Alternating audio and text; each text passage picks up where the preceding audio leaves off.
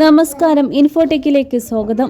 പ്രായപൂർത്തിയാകാത്ത പെൺകുട്ടിയെ തട്ടിക്കൊണ്ടുപോയി പീഡിപ്പിച്ചെന്ന കേസിൽ കീഴ്ക്കോടതി വെറുതെ വിട്ട പ്രതിയെ 10 വർഷം തടവിന് വിധിച്ച് മദ്രാസ് ഹൈക്കോടതി.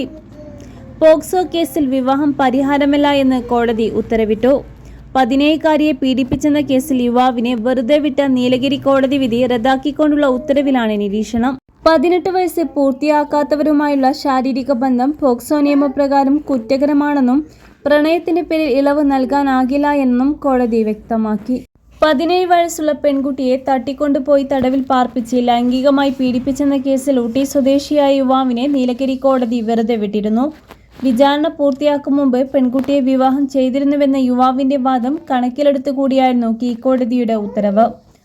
എന്നാൽ പോക്സോ കേസിൽ വിവാഹം പരിഹാരമല്ലെന്നും വ്യക്തിക്കെതിരെയല്ല സമൂഹത്തിനെതിരെയാണ് പ്രതി കുറ്റം ചെയ്യുന്നതെന്നും വ്യക്തമായി ഹൈക്കോടതി.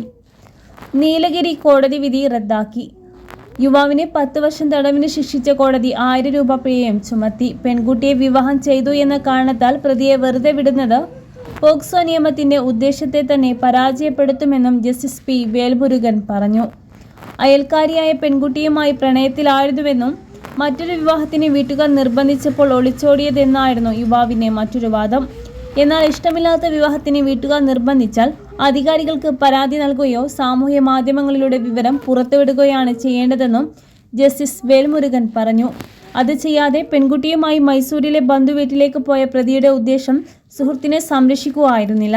ഇരുവരും തമ്മിൽ പ്രണയത്തിലായിരുന്നുവെന്നും സമ്മതിച്ചാൽ തന്നെയും പ്രായപൂർത്തിയാകാത്ത പെൺകുട്ടിയുമായി പ്രതി ശാരീരിക ബന്ധത്തിൽ ഏർപ്പെട്ടു എന്ന വസ്തുത കോടതിക്ക് അവഗണിക്കാനാകില്ല എന്നും ജസ്റ്റിസ് വേൽമുരുകൻ പറഞ്ഞു.